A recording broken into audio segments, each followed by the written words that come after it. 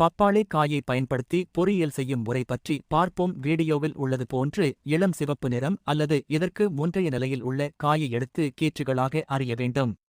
பப்பாளி காய் பொரியல் சாப்பிடுவதால் செரிமானத்தை மேம்படுத்தலாம், நோய் எதிர்ப்பு சக்தியை அதிகரிக்கலாம், இதய ஆரோக்கியத்தை பாதுகாக்கும், சரும ஆரோக்கியத்திற்கு உதவும் மற்றும் புற்றுநோய் எதிர்ப்பு பண்புகளையும் கொண்டிருக்கும்.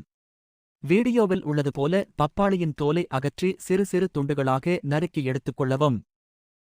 பொரியல் செய்வதற்கு தேவையான பொருட்கள்: சிறு துண்டுகளாக நறுக்கிய பப்பாளி, 4 முதல் 5 பச்சை மிளகாய் எடுத்து இரண்டாக கட் செய்து கொள்ளவும். பெரிய வெங்காயங்கள் 2 முதல் 3 எடுத்து சிறை கீற்றுகளாக நறுக்கிக் கொள்ளவும். துருவிய தேங்காய் 1 கைப்பிடி அளவு.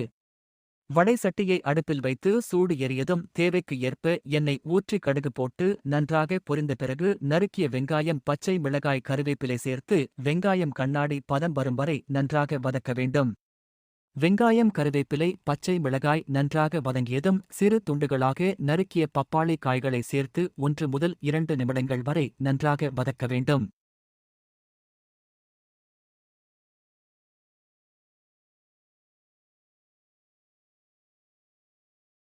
தேவையான அளவு கல்லுப்பு சேர்த்து நன்றாக கிளற வேண்டும்.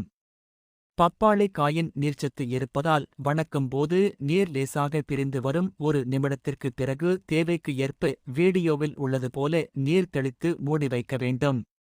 மூடி வைத்து 3 முதல் 4 நிமிடங்கள் நன்றாக வேகவிட வேண்டும்.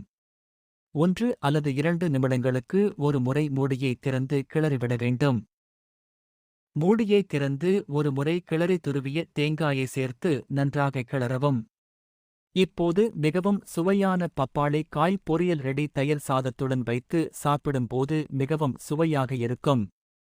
பப்பாளி காயின் பக்குவத்திற்கு ஏற்ப பொரியல் சிறிது இனிப்பு சுவையுடன் இருப்பதால் குழந்தைகள் நன்றாக சாப்பிடுவார்கள்.